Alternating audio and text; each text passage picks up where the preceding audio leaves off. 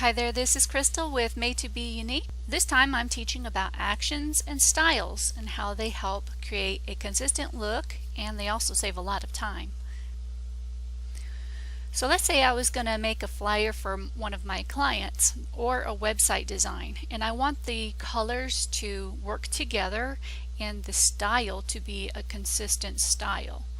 Let's say when I create a button, I want it to have a similar look, such as maybe with a border, a light purple border or a green one, and I don't want to have to repeat some actions over and over again. So what I do is I create a style. I'll show you an example. So I'm going to create a new layer. We'll get a rounded rectangle here to create a style. Clear layer style. Okay, so that's what it would probably look like on your computer, something like that. And see, I already have my styles open. If you don't have a styles tab, you might need to look over here under Windows. See right there, styles, and then just make sure that that is checkmarked so you can see the styles you have available to you. I have created some styles over time, or I've downloaded some from plugins that I've purchased in the past, and so I might have a lot more than you do, or different ones than you do, but I do have some basic ones that you might see that are similar. So let's say I wanted, now this of course doesn't look very good on this particular design, but it's actually a unique looking style. I'll zoom in. I really like the texture on that. So if I wanted to create a button, instead of finding these the pattern and the satin and the stroke and getting it all just the same, I save time by just creating another one of these, and then I select the style and the opacity, okay, and then it does the work for me. It saves me a lot of time. And then I just, type on top whatever I want, request help or, contact us, whatever. So it saves me a lot of time, and I have the same texture and design that I want so that it's consistent and it looks good. I'll just go through some of my different styles that I have.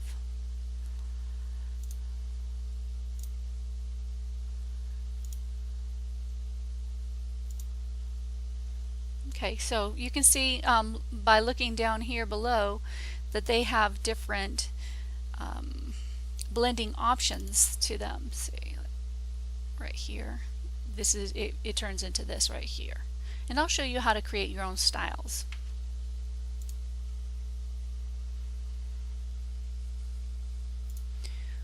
Previously we had a lesson on changing the eye colors, and I walked you through changing this shape color using the blend modes.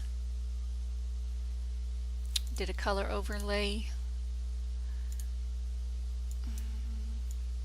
went to the blue like that, then a color dodge. But I need to make the fill opacity at 0, so there it is right there. So you see I'm going through a lot of steps right now to get it just the way I want it. Well, now that I've gone through the steps, I can create a new style, and then all I have to do is repeat the style. Okay, so I've already done that. I'm just going to cancel this out, and I have it here. I have the blue eye style. See, blue eyes. And voila, it already does most of the work for me, saves me lots of time. Let's say I want to create the green eyes. I've already done the style by creating the new style. Oh, that saved one of my previous styles, but I don't want that. It's dreadful. So I'm going to click on this style, and it went to green immediately because I already did that work. So let me show you how to do that. You pick whatever it is that you want to apply your style to. It could be a shape, or it could be an image. It could even be a brush, for instance. Let's do a little brush stroke, and we'll create a new layer, something smaller.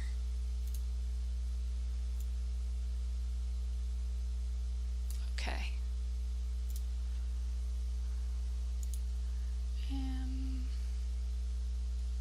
Let me hide some of these. Okay. So here we have a brush stroke, and I'm just going to show you how to create a style with this brush stroke. Again, it can be used with shapes, it could be used with images. The style, it basically applies to whatever is available for editing. Okay, so let's say we want to give it a pattern overlay.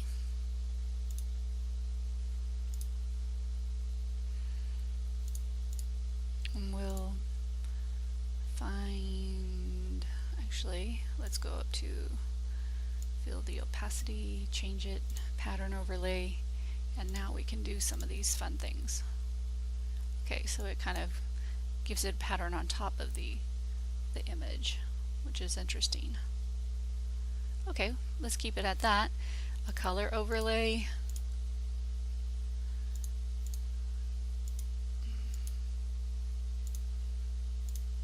Change that as well. Okay, that's interesting. Let's give it a stroke. A white stroke. Big one. And then let's drop a shadow. Some distance. The size. Okay, you can see a little bit over here. There we go, that's better. Okay, let's do an inner shadow. Oh, see, this is looking pretty interesting. Kind of crazy, but interesting at the same time. Okay, let's say we like our style and we like to see this repeated on a regular basis. This is not the case because I think it's a little too crazy for me, but I'm just showing you when you get something that you like, you can create the style right here. You say new style. I'll say crazy. And then I'll click OK. And look, it's right here, it's added. So I'm going to just delete this, and I'm going to just type some words. Hi. And you can see how the style applies to my hi. Let's make it some impact is a very strong bold font. So let's try that. There we go. Hi. So instead of having to go through the whole process all over again, all I do is click the style and it saves me a lot of time. That's actually pretty fun. Okie dokie. Next is talking about the actions. Let's see here. I was busy having fun with an action that it's actually a plugin that I purchased. It's the Caricature drawing and painting action, and I have purchased this in the past. And this was the original photo, and part of the plugin wants me to play around with the liquify right here. I'll just show you. And using the liquify, I can just move the eyes around and make them look really abstract, not realistic, and just move things around. So that's how I did this strange face look. But these actions right here applied the painterly texture and the effect that made it, that kind of gave it that finishing touch that I really like. Let me see, I have a larger photo.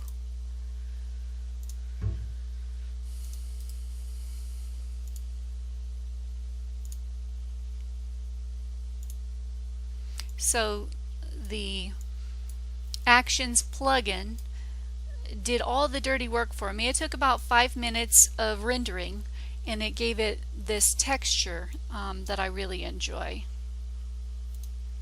Otherwise, it was just the photo beforehand. And it did the dirty work, and all I did was, play around with the liquify tool.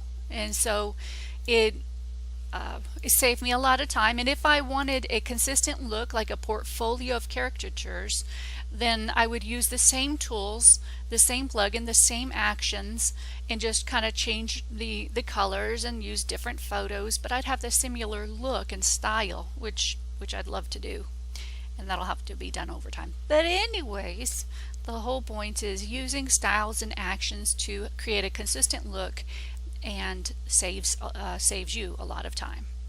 Try your tools. You can also, if you want to explore doing some actions, I'll leave a link in the description on if you want to learn how to create your own actions. I tried, and it's a little more complicated than I want to spend time with. I'd rather actually use somebody else's actions that they've spent time on and perfected than creating my own. Anyways, and styles are super easy, as you saw. They're really easy to make. Try some and explore, have fun, and I'd love to see some of your work.